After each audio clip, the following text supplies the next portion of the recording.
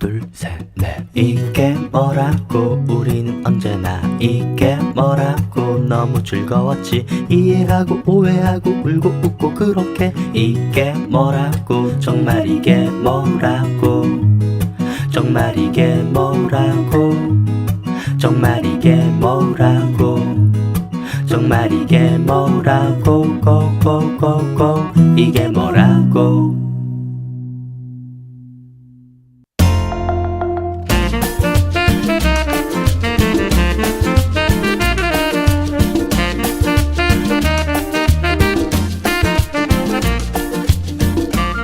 재미와 의미가 공존하는 생활의 별책 부록 책 이게 뭐라고. 안녕하세요. 남들이 궁금한 게 뭔지 궁금한 요조입니다. 안녕하세요. 책 이게 뭐라고 남들이 안 궁금한 게 궁금한 소설가 장강명입니다. 요조의 시시때때로 2부 시작하겠습니다. 오늘 소개해드릴 시는요. 유형진 시인의 우유는 슬픔 기쁨은 조각보라는 시집 가운데에서 동명의 시 우유는 슬픔 기쁨은 조각보라는 시를 준비했습니다.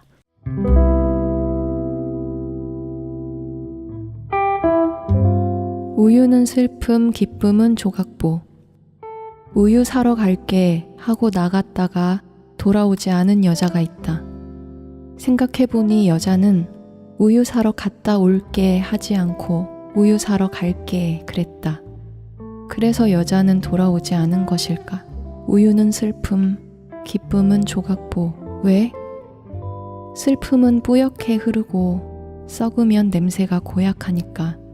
나에게 기쁨은 늘 조각조각 꿀이 든 벌집 모양을 기워놓은 누더기 같아. 여자는 이렇게 말했다. 그러나 전혀 기억나지 않는 말. 지금 기억나는 말. 그때 무얼 하고 있었지? 우유를 마시고 있었다. 조각보로 덮어둔 밀크잼 바른 토스트를 먹으며 TV를 보고 있었다. 재방송 드라마가 하고 있었고 주인공이 막 오래된 마음을 고백하려는 중이었다. 고백은 끝나고 키스도 끝났는데 우유 사러 간 여자는 영영 오지 않았다. 벌집 모양 조각보는 그대로 식탁 한 구석에 구겨져 있고 우유는 방 안 가득 흘러넘쳤다.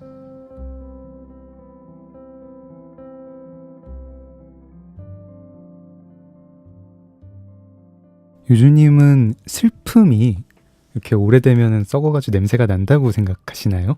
어떠신가요? 그럴 수도 있을 것 같아요. 어떤 슬픔은.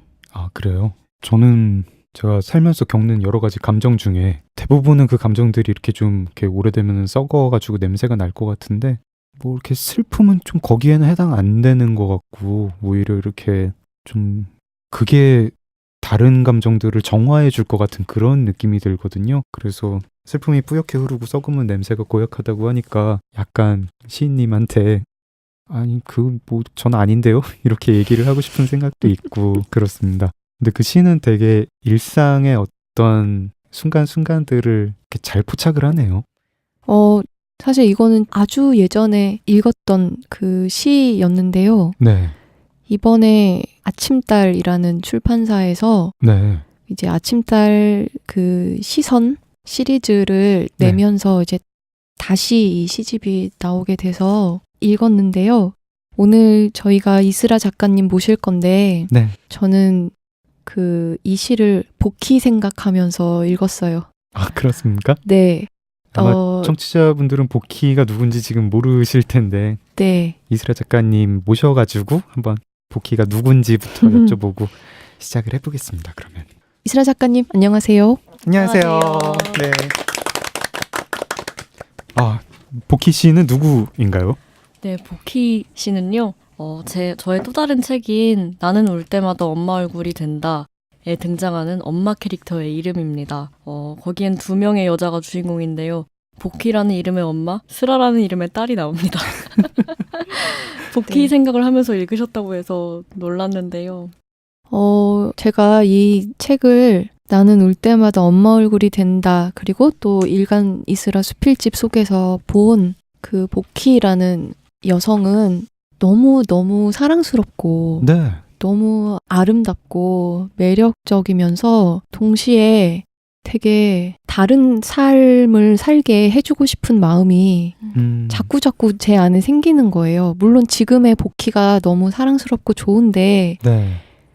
만약에 복희가 다른 데서도 너무 아름답고 사랑스럽고 매력적으로 잘 살 것 같고 그거를 또 보고 싶은 마음이 생겼다고 해야 되나?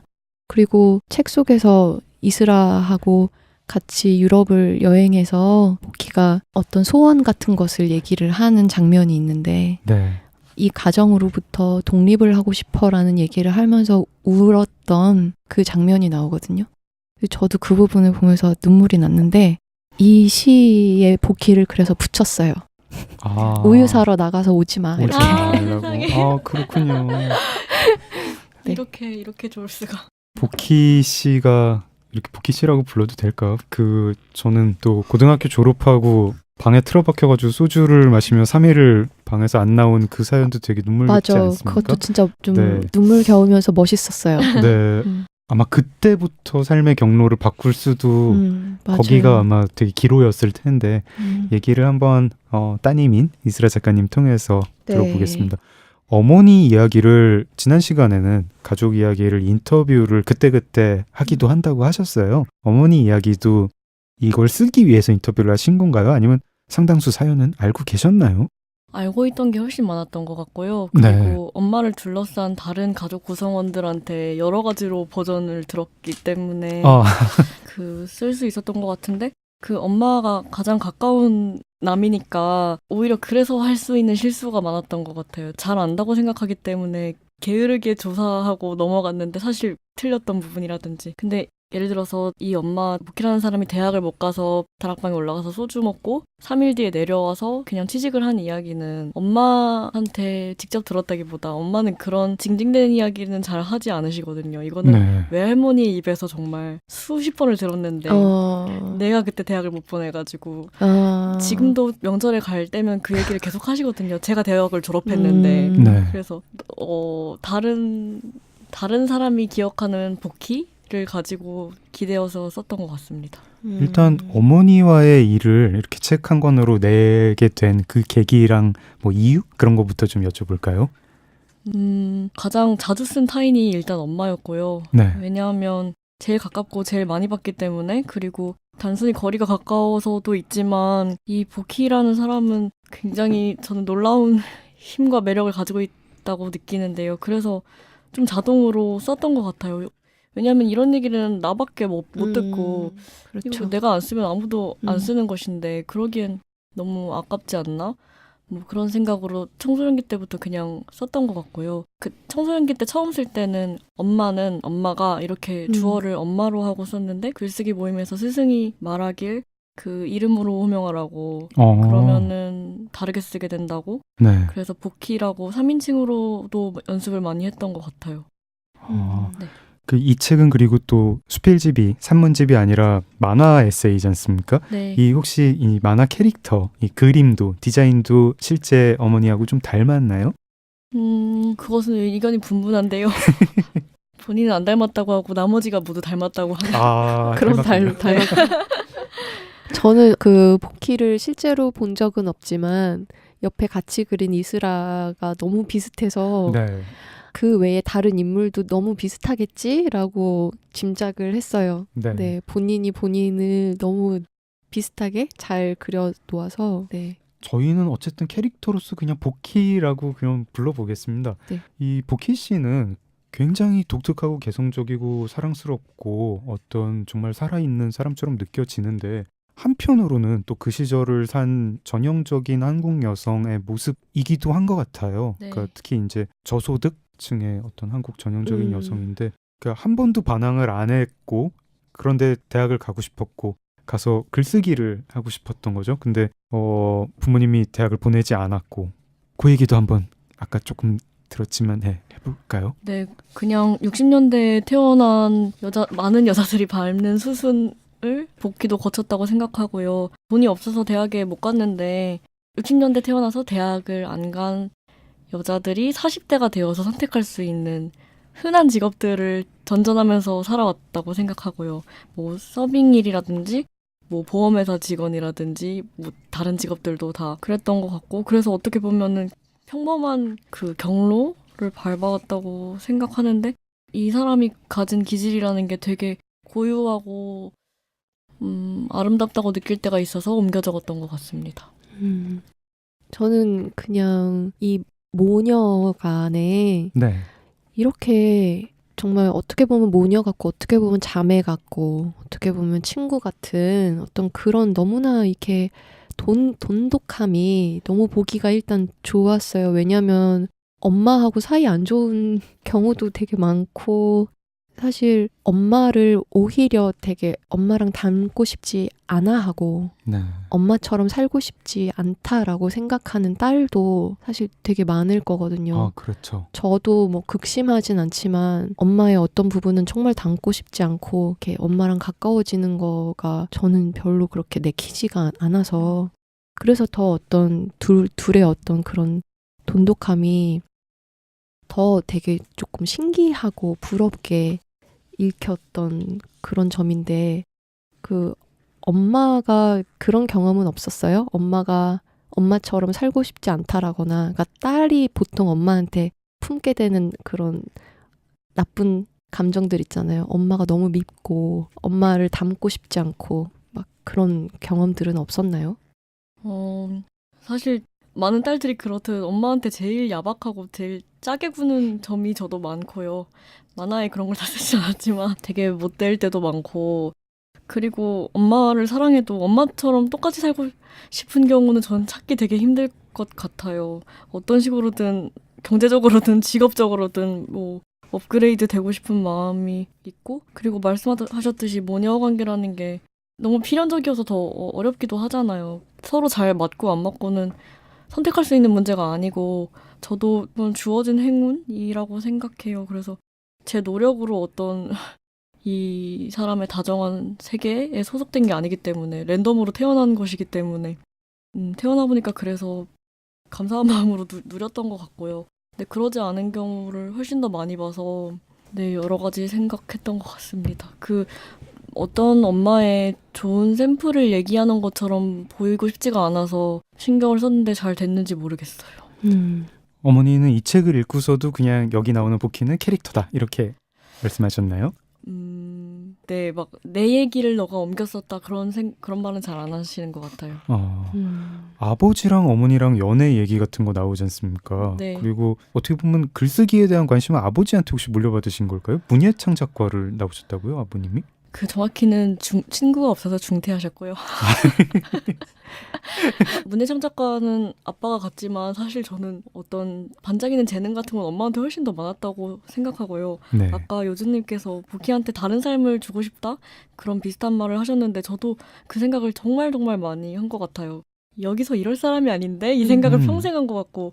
근데 그렇다고 뭐 어디서 뭐 할 사람이라는 건지 모르겠지만, 그리고 여기서 이러는 게 꼭 나쁜 것도 아니지만 그냥 더 괜찮은 가능성을 이렇게 계속 생각하게 되는 것이죠.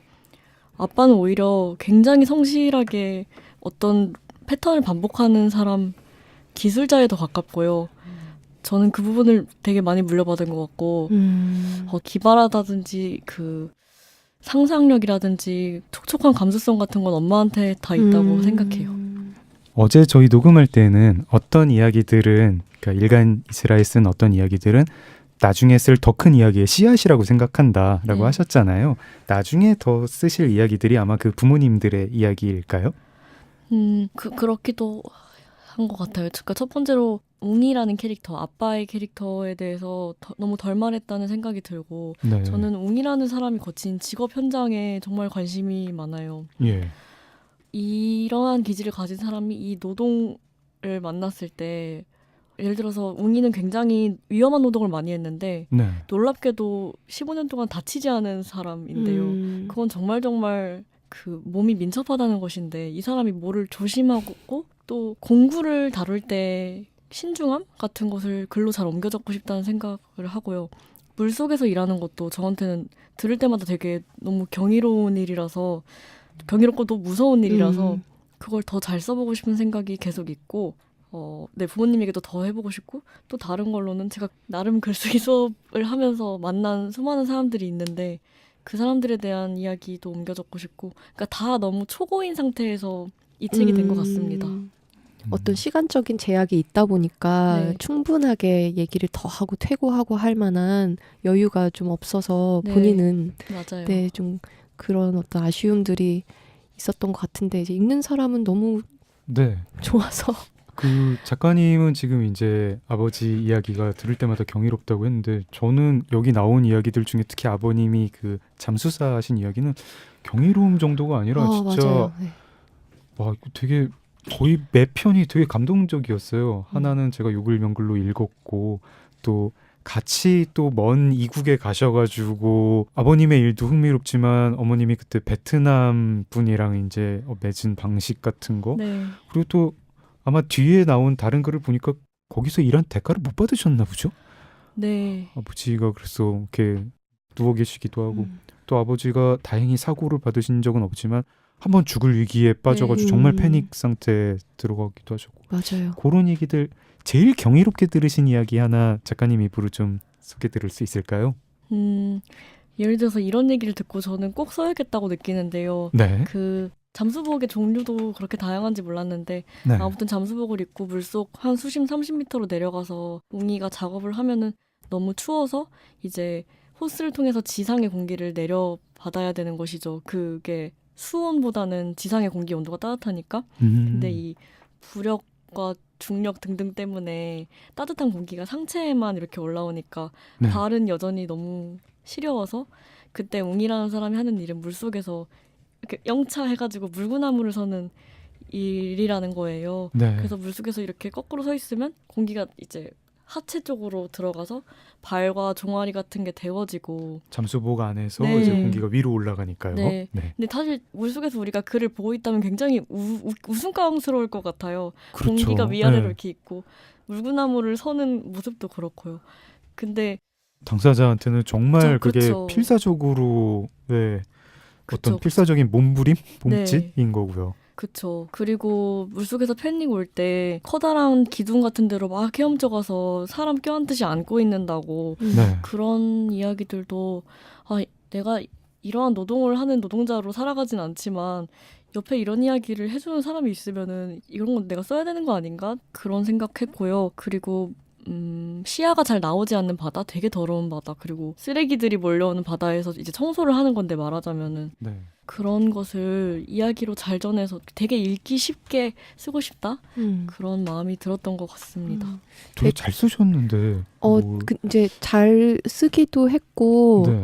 근데 이제 아마 할 얘기가 더 많게 본인은 여겨지니까 그러셨던 것 같고 저도 그 글 읽으면서 물 안에서 잠수 중에도 물속의 악취를 느낄 수 있다라는 것도 네. 처음 알았고 물 안에서 담배 피는 거 빼고 막 망치질도 할 수 있다는 게 저는 쉽게 상상이 안 가는 거예요. 어떻게 망치질을 할 수 있지? 이렇게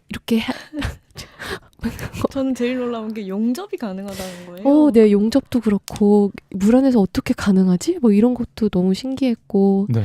근데 그게 정말 탁한 물 안에서 자기 손도 잘 보이지 않는 그런 어두운 시야 안에서 그런 일을 한다라는 거가 그래서 막 실수로 자기 호스를 용접하기도 하고 그런 사고들이 일어난다라고 네. 한다는 게 몰랐던 사실이면서 너무 공포였었어요. 네. 이게 그냥 뭐 어떤 뭐 소재가 되게 못 들어본 소재라 가지고 놀라는 게 아니라 그때 느끼는 어떤 무슨 물속 깊은 데서 오로지 그 호스 하나에 연결이 돼가지고 느끼는 막막함 그리고 정말 죽음이라는 게 바로 옆에 있다는 그런 감각 이런 거를 전달하는 작가의 필력도 굉장히 맞아요. 대단하다고 네. 느꼈거든요. 그게 뭐 장면으로 치면은 뭐 그냥 어떻게 묘사를 만약에 이런 걸 알려주고 묘사를 하라 그러면은 그냥 서너 줄 쓴다면 뭘 더 써야 되지 싶기도 한데 이거를 맞아요. 한 편으로 그것도 여러 편 쓰신 거 보고 저는 정말 대단하다고 생각을 했고 감사합니다. 그래서 저는 오히려 이제 뒤에 가가지고 글쓰기에 대한 고민을 하시는 게 약간 의아할 정도였던 거예요. 네. 계속 이제 일간 이스라에서 내내 소설을 쓰고 싶은데 소설이 잘 써지지 않는다. 그리고 아예 뭐 픽션의 불발인가요? 그런 네. 편으로도 그 고민을 쓰기도 하셨고 해서 그 얘기도 한번 해볼까요? 이제 그러면은 씨앗으로 삼아가지고 나중에 큰 이야기를 하고 싶다는 거는 그 큰 이야기들은 소설입니까? 소설이었으면 하고 바라고 있습니다. 아, 일단은 작가님 이렇게 이미 산문 작가시고요. 또 해외 보면 굉장히 유명한 산문 작가들 뭐 많이 있잖아요. 뭐 올리버 섹스도 있고 빌 브라이슨도 있고. 근데 소설가가 되고 싶으신 건가요? 수필을 쓰기 때문에 독자들의 피드백이 계속 작가 인생에 대한 어떤 조언으로 오는 게 저는 답답하기도 하고요. 아, 그리고 그런 걸 왜 본격 픽션으로 조금 도망치고 싶냐면 네. 수필을 쓸 때 어쩔 수 없이 이야기가 조금 선해진다고 생각해요. 아, 그러니까 저는 사실 더 망나니 같은 걸 쓰고 싶을 때가 있는데요. 네. 그게 수필의 모습을 하고 있을 때는 그 더 재밌는 곳까지 도달을 못하겠다는 생각이 들었어요. 그 대상이 되는 사람들에 대한 약간의 어떤 윤리적 책임감 네. 같은 것도 있고 네, 또 이제 실제로 안 일어난 일까지 극단으로 과장을 하고 싶은데 네. 그것도 안 되고 그래서 막 못되고 좋은 이야기를 아, 섹시한 이야기를 쓰고 싶기 때문에 소설로 가고 싶다는 생각이 들었는데 마음속에 뭔가 어두운 이야기가 많으시군요. 전국을 찔렀나 봐요, 제가. 네, 그런 것은 뭔가 일간이스라 형식에서 잘 못하겠어서 그 일간이스라의 그림자 같은 이야기를 소설로 하고 싶다는 생각이 들었는데요. 그렇습니다. 근데 내가 너무 가혹한 얘기가 될까봐. 네. 유진님 뭐 말씀? 그냥 에세이로 그냥 확 써버리면 안 돼요? 그럴까 요즘 생각하고 있습니다. 네. 그러니까 좀 말하자면은 도피처가 필요해서 소설을 그렇게 소설이라는 장르 안으로 도망해서 정말 못됐게 망나니처럼 써보고 싶은 건데 바꿔 말하면 수필을 그렇게 쓴 사람이 맞죠. 많지 않다는 말이고 이거는 뭐 본인의 역량이지만 정말 내가 진짜 욕먹을 각오하고 그냥 에라 모르겠다 이렇게 쓸 수 있을 수도 있고 실제로 뭐 아니에르노 같은 작가 같은 경우는 네. 네, 정말 그냥 있었던 거 다 그냥 쓰잖아요. 야한 얘기든 뭐든 간에 그러니까 그런 것도 그냥 할 수 있지 않을까. 네. 근데 제가 이게 자꾸 이 함정에 빠지는 게 좋아하는 작가들이 다 소설가라서 계속 답답하게 생각하는 것 같은데 사실 아니에르노 같은 거 하면 좋을 것 같아요. 그리고 이게 실시간으로 욕을 먹기 때문에 더 두려운 것인데 왜냐면 그녀는 실시간으로 예를 들어서 트위터에서 회자되지 않잖아요. 그렇죠. 하지만 제가 마음의 힘을 더 기르고 지금보다 더 많은 근육이 생긴다면 몸에 마음에 할 수도 있지 않을까. 아, 이게 저라고 뭐 별로 다른 게 없는데 사실은 유주님도 무슨 얘기 하나 쓰시려다 못 쓰신 게 있고 그리고 또 이제 소설 아이디어도 전에 되게 멋진 거 하나 소개해 주신 적 있지 않습니까? 그거 그냥 쓰지 멋지지는 그러세요. 않고 네? 그거 그냥 쓰지 그러세요. 아니요 저는 이제 일단 음악가니까 곡을 좀 쓰고 네. 근데 저 또 궁금한 게 있어요. 네. 이스라 작가님이 이제 글 네. 쓰기 모임에서 이제 글을 가르치는 입장이시기도 하잖아요. 글을 쓸 때 되게 어떻게 하면 글을 잘 씁니까? 라는 그런 질문도 굉장히 많이 받지 않을까 싶어요. 이런 피드백 중에 이런 뭐 너무 좋아요, 뭐 아니면 너무 재미없다 이런 악평도 있지만 그 사이사이에 네. 어떤 글쓰기에 대한 조언을 구하는 사람들도 많을 것 같은데 어때요? 글쓰기에 대한 조언 구하시면 저는 답장을 안 하는데요. 저는 잘 몰라서. 그리고 수업을 할 때에도 만나자마자 이제 초반에 꼭 그런 사족을 하는데요. 제가 어떻게 글 잘 쓰는지 어떤 원칙이라든지 그런 게 정말 하나도 없고 몰라서 읽고 생각나는 대로 말해보겠다 그 정도로만 말하는데요. 모르겠어요 저도. 근데 한 가지 확신할 수 있는 거는 내가 나에 대해서 쓸 때 나를 지나치게 불쌍히 여기거나 지나치게 예뻐하거나 하면 안 된다? 근데 제가 자주 그 함정 두 가지 중에 하나를 하는데요. 너무 불쌍하거나 너무 예쁘게 여겨서 실패하는 문장들이 있다고 생각하고요. 근데 기억하고 그러지 말아야지 합니다. 아, 저도 사실 뭐 별 다를 게 없이 이스라 작가님이랑 똑같은 고민을 하고 이거 쓰면 욕먹는 거에 대한 고민이 있고 아까 유주님한테 놀리려고 그랬는데 잘 안 통한 뭐. 아니 저도 뭐 이거 그냥 쓰면 되지 않을까 써질까 싶은데 안 써지는 그런 거가 있어가지고 나중에 큰 이야기라고 생각하는 것들이 있는데 책갈피로 일단 일간 이스라 수필집에서 한 부분 요거하고 관련된 부분 한번 읽고요. 네. 그 다음에 그 얘기들 저희 세 사람 다 공교롭게 글 쓰는 사람들이고 쓰는 거에 고민이 많은데 피차 카운슬링 해주는 시간을 너무 좋네요. 네, 카운슬링 안 되면 그냥 다 같이 끝나고 뭐 이렇게 어디 가서 맥주나 네 그러겠습니다. 136쪽입니다. 두렵기 때문에 우선 나에 관해 쓰곤 했다. 그건 역시 어려웠다. 사실 나도 나를 잘 몰랐기 때문이다. 나란 사람의 구성은 가족과 사회와 정치와 국가와 환경과 과학과 시대의 맥락 속에서 해석되어야 했다. 세상 속 나의 좌표를 알려면 우선 세상에 대한 이해가 있어야 하는데 그건 평생 계속해야 하는 공부였다. 세계에 대한 알량한 이해를 바탕으로 자기 얘기를 쓴 게 내 글쓰기의 출발이다. 나에 대한 글을 쓰려고 하면 자동으로 하품만 나오던 무렵부터 겨우 남에 대해 쓰기 시작했다. 내가 주인공인 글이 몹시 지겨워졌기 때문이다. 사랑하는 남들에게서 발견한 나만 알기 아까운 이야기들을 잘 전하고 싶어졌다.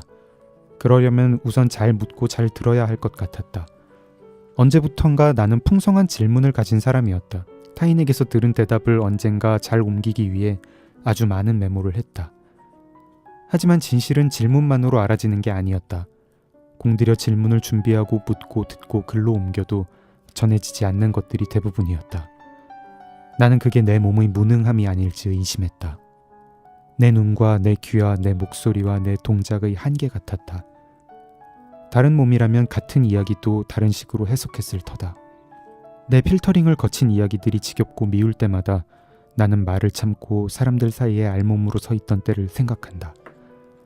가운을 벗고 무대에 오르면 여러 사람이 둘러앉아 몇 시간 동안 내 알몸을 그렸다. 연필이 종이에 닿는 소리를 들으며 시선 속에서 멈춰 있는 동안은 아무런 이야기도 생각하지 않았다. 다시 옷을 입고 무대에서 내려오는 길에는 나를 둘러싼 그림들을 무심히 바라보았다. 굉장히 앞뒤로 다 좋은 이야기인데 여기만 발췌를 하려니까 너무 아쉽습니다. 장 작가님이 읽어주시니까 명글 같아요. 명작의 일부 같네요. 네, 책 이게 뭐라고? 오늘은 1인 창작자 구독의 성공신화 SNS의 세라자드 이스라 작가님과 일간 이스라 수필집을 읽고 있습니다. 안녕하세요. 세라자드 이스라입니다. 전 알리바바 할까요? 지금 이건 좀 모자가 아니구나. 좀 그러세요. 네, 알리바바 모자를. 근데 뜨내기 알리바바 같으세요. 네, 좀 알리바바가 저기 40인의 도적 만나기 전에 좀 가난했을 시절에 아직 못 나갔을 때. 네. 네, 못 나갔을 때 아직 요조님이 약간 40인의 도적 같은 그런 분위기에 제가 40인의 역할을 다 합니까? 그냥 도적을 이끄는 뭔가 이렇게 네, 어디 동굴에 뭐 금은보화 많이 모아놨을 것 같은 그런 모자를 쓰고 계십니다. 자, 이어서 그러면은 또 얘기를 나눠볼까요? 네, 요조님도 뭔가 쓰고 싶은 내가 이거 언젠가 쓰고 싶다 그런 이야기가 있고 그런데 이게 잘 안 써지시는 거죠. 그렇죠. 뭐 그게 너무 당연한 얘기를 근데 그게 그건 다 누구나 다 하고 있는 동일한 고민이 아닐까. 아니 저는 좀 그렇지도 않은 것 같은 게요. 그래요? 다 가끔 쓰고 어떤- 싶은 거 다 술술술술 써주세요? 아니요, 이제 저는 안 그런데 가끔 어떤 작가분들 보면은 네. 뭘 내가 뭔가를 쓰고 싶은 이야기가 꼭 있다 이런 게 아니라 나는 그냥 매번 뭐 등장인물이 하는 어떤 캐릭터가 들려주는 이야기를 옮길 뿐이야. 내지는 뭐 늘 뭔가를 쓰고 싶은 상태가 있고 네. 쓰고 싶은 글의 초안이 있는 게 아니라 그 글을 쓰고 싶은 마음의 상태 이런 게 있는 분들 그런 경우도 종종 보거든요. 또 네. 그런 작가분들 중에 훌륭한 작가도 있는 것 같고 네. 그래서 약간 그런 것들도 좀 궁금합니다. 저는 그냥 그런 상태라는 것도 저한테도 좀 있는 것 같기는 한데 네. 제가 느끼는 가장 큰 그 최근의 고통은 이게 음악을 하는 것도 그렇고 글을 쓰는 것도 그렇고 아무래도 자기가 만들어내다 보니까 네. 그리고 또 음악과 책을 사랑하고 있으니까 만드는 동시에 또 음악을 듣고 책을 보잖아요. 네. 그리고 또 책 이게 뭐라고를 하니까 이게 더 그 상황이 극심해진 것 같은데 이게 제가 눈이 너무 높아진 것을 느껴요. 그래서 맞아요. 예. 그래서 어떤 게 좋은 글인지를 너무 잘 알겠어요. 네네. 근데 그 동시에 내 글이 얼마나 구린지도 너무 이제 더 예전에는 약간 좀 도취도 있었던 것 같아요. 아, 너무 잘 썼어. 이러면서 신나서 막 보내고 막 자랑도 하고 그랬던 것 같은데 지금은 진짜 진짜 내가 글을 참 잘 썼구나라고 느낀 게 언젠지도 약간 가물가물하고 보는 눈만 높아지고 내가 만들어내는 일이 얼마나 허접한지도 너무 잘 보이니까 그러면서도 내가 이걸 쓰지 않으면 안 되는 이 지금의 상황이 너무 고통스러움으로 다가오는 거죠. 그게 저는 진짜 글쓰기에 관련해가지고 되게 특이한 점이라고 생각을 하는데요. 예를 들어서 악기를 배우는 분이 그러니까 본인이 음악을 아무리 많이 들었어도요. 내가 어떤 뭐 녹음하게 조예가 깊다라는 거랑 근데 나는 기타를 쳐본 적이 없으니까 내가 기타를 처음 치면 못 칠 것이다. 이거 사이에 별 모순이 없잖아요. 그래서 기타를 치다가 안 쳐줘도 짜증이 나긴 하지만 뭐 내가 아는 기타리스트만큼 나의 수준이 안 되는 것 자체를 이상하게 생각하진 않거든요. 근데 되게 특이한 게 글 쓰시는 분들은 글을 쓰려고 하는 이제 작가가 되시려고 하는 분들은 본인이 읽어왔던 글의 수준에 자기가 그거에 미달한다는 거를 되게 못 참아하고 난 역시 글쓰기에 재능이 없구나 이렇게 포기를 하시는 경우가 너무 많아요. 저는 그거부터 약간 이상해요. 그게 다른 거는 안 그런 것 같더라고요. 그림 그리시는 분들도 그림을 예를 들어서 뭐 성인이 돼서 취미로 그림을 배우시려는 분들이 내가 대생 능력이 뛰어난 화가보다 많이 못 미치는 걸 보면서 나는 그림에 소질이 없구나라고 생각하지 않지 않나요? 보통은? 내가 연습을 안 해서 그렇다라고 생각하는 게 정상 아닌가요? 글쓰기만 좀 특이한 것 같습니다. 근데 도구의 차이도 있는 것 같아요. 그런가요? 글쓰기는 매일 쓰는 언어로 이루어진 것이잖아요. 네. 근데 기타는 매일매일 쓰는 건 아니잖아요. 네. 그러니까 지금 말할 때도 계속 쓰는 어떤 단어들인데 그러니까 글을 잘 쓰는 게 당연할 것처럼 느껴지는 기도 하는 것 같아요. 예를 들어서 그러니까 기타는 안 만져볼 때 못하는 게 조금 당연한데 내가 가지고 심지어 일상적으로 쓰는 언어를 잘 조합하고 구성하지 못한다는 게 저는 부끄럽게 느껴질 때가 있거든요. 요조님은 어떠신가요? 저도 그렇죠. 저는 그래가지고 그게 조금 잘못된 생각인 것 같은 거예요. 글쓰기도 제 생각에는 이거 뭐 기회? 훈련? 뭐 이런 영역입니다. 이게 처음 쓰는 사람이 잘 쓸 수가 없는 것이고 많이 써야 기타 많이 쳐야 뭐 음악적 재능 뭐 이런 거 떠나가지고 많이 쳐야 잘 치는 것처럼 이것도 많이 써야 되는데 그 단계에 이르기 전에 자기가 재능이 없다고 포기하는 이게 참 아쉽습니다. 그 얘기는 지금 갑자기 뚱딴지같이 그냥 해버렸는데 네.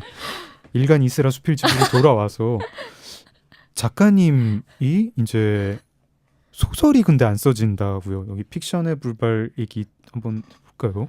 네, 제가 소설가가 되고 싶었는데 못된 커다란 이유 중 하나는 이름을 아예 못 짓고요. 정말 낯선 이름으로 네. 문장을 아예 잘 못 써서 이것은 제가 빠른 시일 내에 극복해야 되는 어떤 일이고요. 그 다음에 좀 쑥스러워가지고 그런 걸까요? 그렇기도 하고 그리고 또 가보지 않은 장소에 대해서 이 장소를 세우는 걸 너무 못해서 제가 쓴 소설은 주로 어떤 피드백을 받냐면요. 블루 스크린이 배경인데에서 배우들 세워놓고 극하는 것 같다고. 그러니까 자연스러운 이 시공간을 잘 못 만드는 것이죠. 그런 사람들이 이제 대화로 퉁치려고 하는데 대화가 그렇게 좋은 것도 아니고 그래서 소설을 계속 실패하고 있는데요. 최근 항상 소설 창작 수업을 듣거든요. 최근엔 정세랑 작가님 거 듣고 네. 너무 좋더라고요. 제가 언젠가 데뷔하면 꼭 읽어주세요.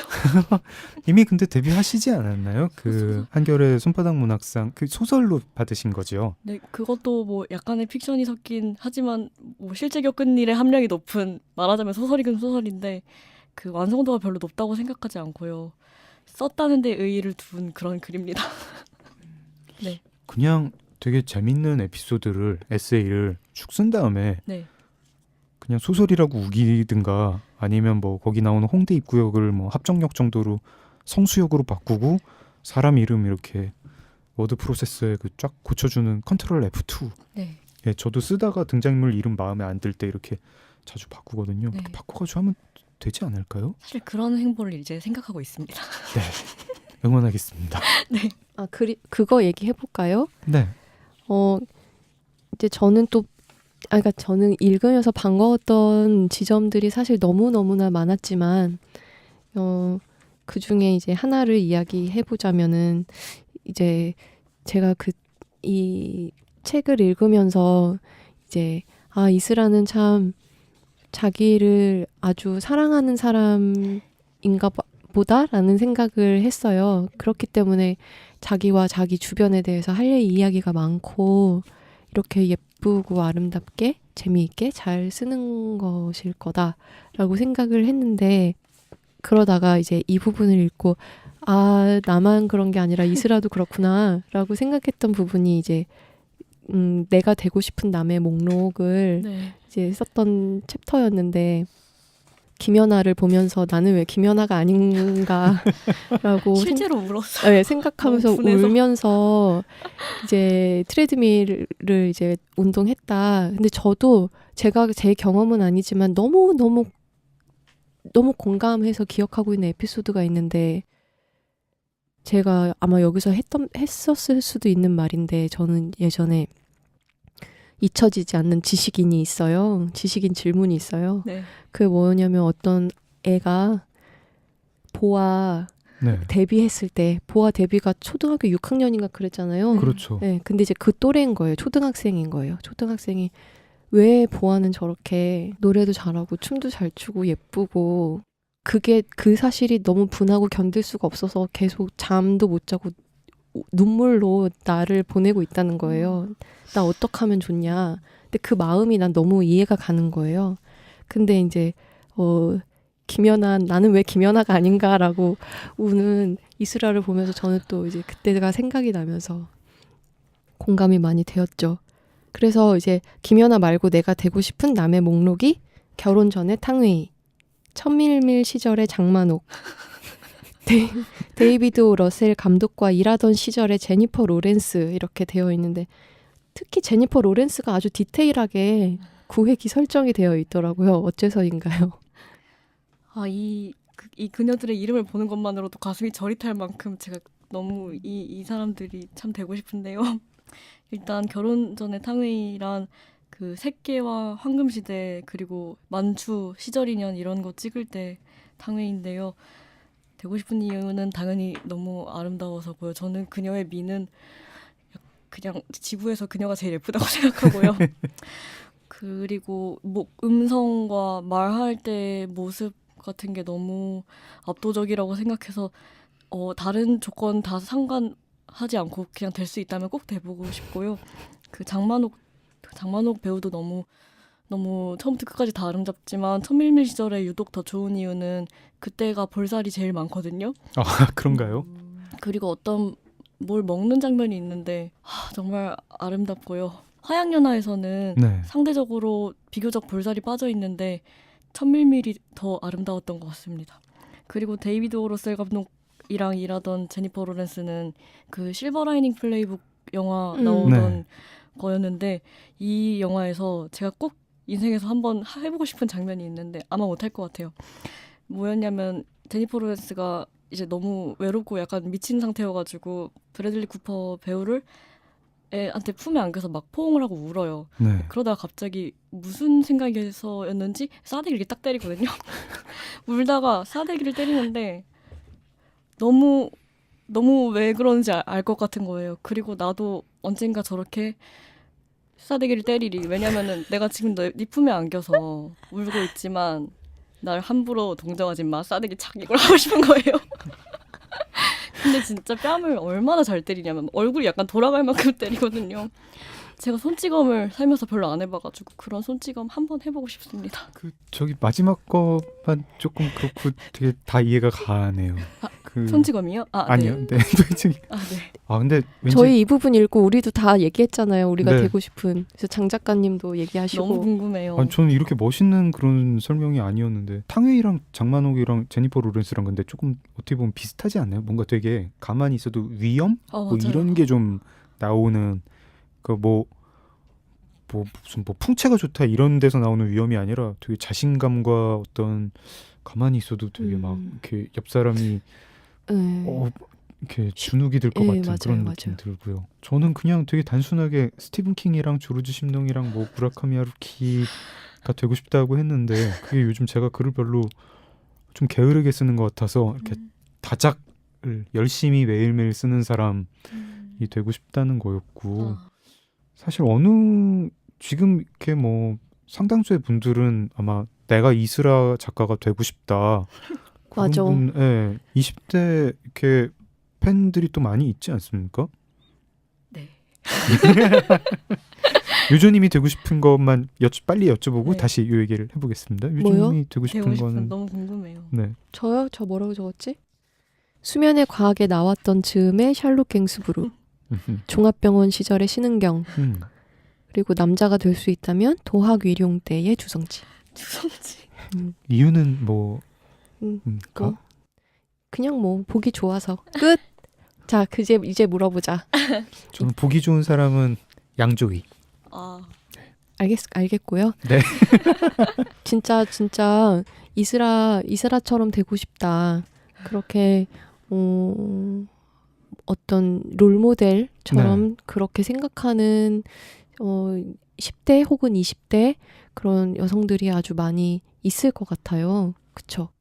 그렇게까지인지 모르겠고요. 아무튼 열렬히 봐주시고 또 좋아해 주시는 분들이 있긴 있는 것 같습니다. 그것은 사실 인터넷상의 좋아요와 팔로워 수로만 짐작할 수 있는데 저한테 사실 그게 실체가 아니라서 가끔씩 믿기 힘들 때도 있는 것 같아요. 아니 뭐 그것도 그렇고 이제 이스라의 어떤 방식대로 나도 맨날 어떤 연재를 하고 싶다 혹은 내가 어떤 이런 컨텐츠를 만들어 보고 싶다라고 생각하는 사람들도 아주 많을 것 같은데 네. 그런 분들한테 어떤 경험자로서 조언을 한다면 가끔씩 메일로 저도 일간 어쩌고를 하고 싶으니까 해도 되냐고 허락을 구하시는 분들이 있는데요. 저는 저한테 허락 구하실 필요 없다고 제가 무슨 메일링 서비스라는 게 사실 특허도 아니고 당연히 저한테 물어보지 말고 시작하시라고 많이 응원하고 그리고 어떤 창작자가 고용 안 되고 계속 손가락 빨고 있는 것보다 빨리 해서 돈 벌면 저 좋겠고요. 사실 저는 등단을 계속 하고 싶었지만 못해서 이러고 있는 건데 등용문이 다양해지는 거는 엄청 좋은 일 같고요. 그래서 한다는 것을 응원하고 다만 제가 힘들었던 것이 다른 분들도 아마 힘들지 않을까 생각하는 게 이 실시간 피드백과 뭐 그런 것들 그리고 피드백의 양이 많아지는 것에 대해서 마음을 다스리는 것 정도가 이 일의 어려움인 것 같은데요. 그냥 6개월 하고 조금 달라진 점은 저 원래 굉장히 일희일비적인 인간이었는데 칭찬을 들어도 사실 그렇게까지 안 될 때고 비난받아도 그렇게까지 막 죽을 만큼 슬프거나 그러지 않게 된 것 같아요. 좀 대체로 좀 무심하고 담담해진 것 같고 어차피 누가 뭐라고 하든 하루 만에 마감해서 완성해야 되는 거 진짜 너무 오롯이 혼자의 일이라 가지고 그냥 조금 무심하고 오히려 약간 둔해진 점도 있는 것 같아요. 어떤 피드백에 대해서는요. 그러면은 이제 허락을 구하는 게 아니라요. 네. 뭐 조언을 구한다. 나도 어떤 일간 연재를 하고 싶다. 네. 일간 연재 노동자가 되고 싶다. 이런 분들한테 혹시 조언을 해주신다면 어떤 말씀해 주시겠어요? 저는 만약에 그분의 구독자가 많아져서 수익이 1인분 이상이 생긴다면 네. 그 중간 관리자를 두라고 말씀드리고 싶은데요. 여기서 중간 관리자란 그 이메일을 첫 번째로 보는 사람 그리고 굉장히 사실 사무 처리할 게 너무 많아서 저는 깜짝 놀랐어요. 그쵸. 낮에는 오직 사무적인 일만 하다가 지나가거든요. 아, 그렇습니까? 네. 아. 그래서 그거를 해줄 사람을 고용하고 그에게 이제 무차별적인 피드백의 1차 필터링을 하라고 시키는 것이죠. 그럼 이제 정신건강과 지속적인 연재를 할 수 있으니까. 지금 그러면은 이스라 작가님께도 그런 일을 도와주시는 분이 계신가요? 저는 없는데 왜냐면 돈을 나누기 싫어가지고 다 혼자 하고 있습니다. 네. 하지만 만약에 그의 구독자가 많을 경우 네. 그러면은 앞으로도 이제 일간 이스라를 계속 하시겠다고 밝혔는데 네. 뭐 언제까지 하겠다라는 어떤 구체적인 계획 같은 게 있을까요?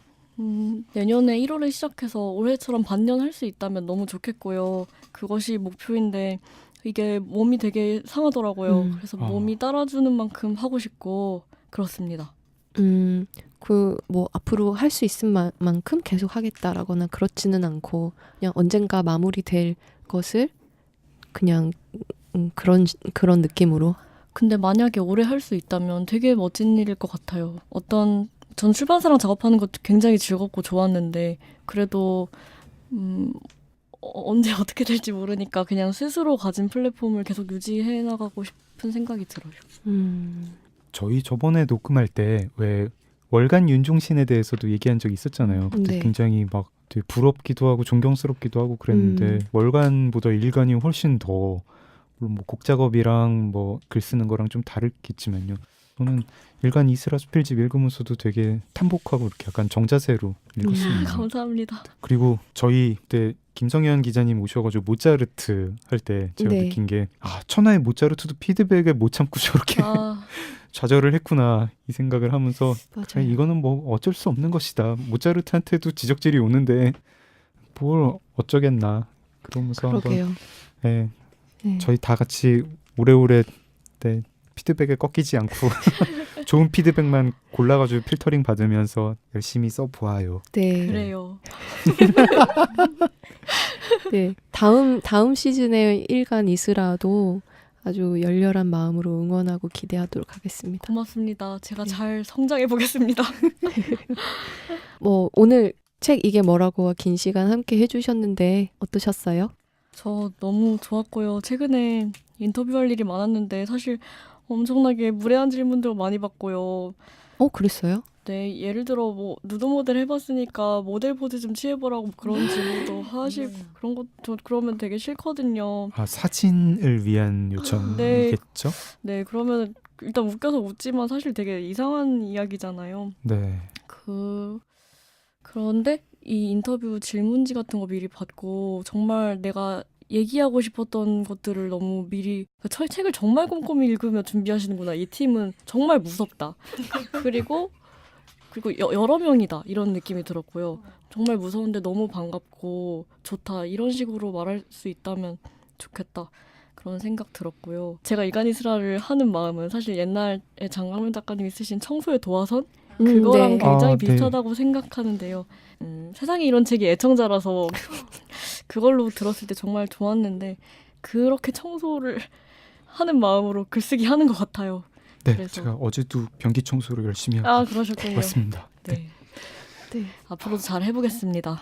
네. 저희도 잘 잘- 해보겠습니다. 네, 잘 살아남아가지고 네, 이렇게 어떤 플랫폼이든지 잘 살아남아가지고 열심히 써보겠습니다. 네, 오, 네. 뭉클하네요. 역시 감사합니다. 네, 역시 이렇게 섬세한 묘사력과 포착력으로 네, 저희 팀의 그러니까요. 장점을 이렇게 하나하나 짚어주시는 그런 좋은 멘트였습니다. 다음 시즌 일간 이스라 수필집으로 또 한번 나와주세요. 스라님. 감사합니다. 네. 네, 오늘 좀 나와주셔서 너무 너무 감사합니다. 즐거웠습니다. 네, 고맙습니다. 고맙습니다. 이제 마칠 순서입니다.